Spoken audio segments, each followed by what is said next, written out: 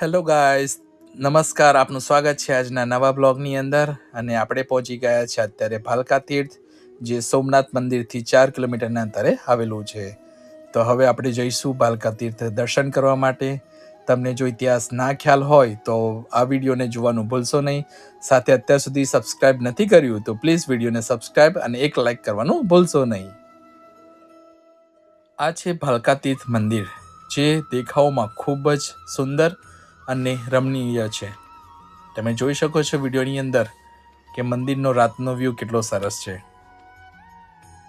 જો તમે સોમનાથ પ્રવાસે આવો છો તો આ ભાલકા તીર્થ મંદિરના દર્શન કરવાનું ચૂકશો નહીં.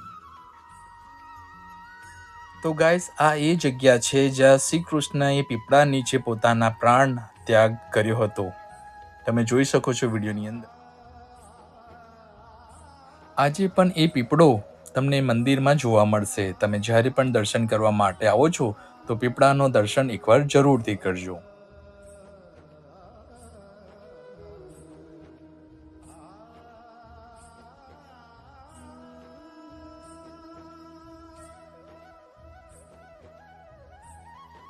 તો મિત્રો, તમે ભાલકા તીર્થ જોયું છે ક્યારે? જો તમે ભાલકા તીર્થ નથી જોયું તો આજનો વિડીયો આપણો ભાલકા તીર્થનો રહેવાનો છે. સોમનાથથી માત્ર 4 કિલોમીટરના અંતરે ભાલકા તીર્થ નામનું સ્થળ આવેલું છે. તમને આનો ઇતિહાસ હું તમને ટૂંકમાં કહેવાનો છું. ભાલકા તીર્થનું નામ એનો ઇતિહાસ છે. શ્રી કૃષ્ણ જ્યારે વનવાસ કરતા હતા ત્યારે એક પીપળા નીચે આવીને એ બેઠા હતા. તો અહીંના એક રાજાએ એમને મૃગ સમજીને એમના ઉપર બાણ ચલાવ્યું હતું, જેથી એ બાણ કૃષ્ણના ડાબા પગના તળિયામાં વાગ્યું હતું અને કૃષ્ણ એ પીપળા નીચે બેઠા હતા. દૂરથી લાગ્યું કે મૃગ છે, પણ નજીકથી જોતા એ ઉત્તમ વ્યક્તિ લાગ્યા. તો એ ભગવાનને નમસ્કાર કરીને માફી માંગવા લાગ્યા. ત્યારે શ્રી કૃષ્ણ ભગવાન કહે છે કે જે થયું છે એ મારી ઈચ્છાથી થયું છે, એમાં તારો કોઈ ભાગ નથી.